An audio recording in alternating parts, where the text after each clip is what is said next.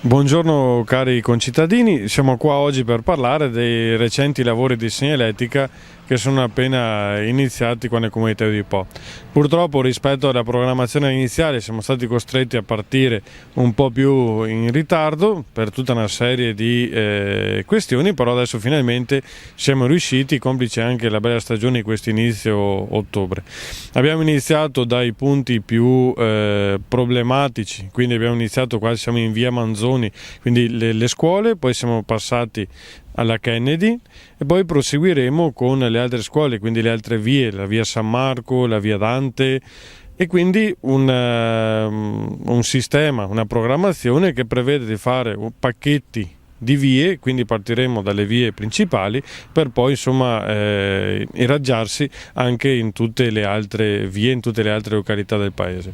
Questo perché? Perché riteniamo che la segnaletica purtroppo era stato un problema, non siamo riusciti a curarla adeguatamente, però adesso con delle risorse esterne aggiuntive che non erano programmate siamo riusciti a realizzare anche questi importanti lavori.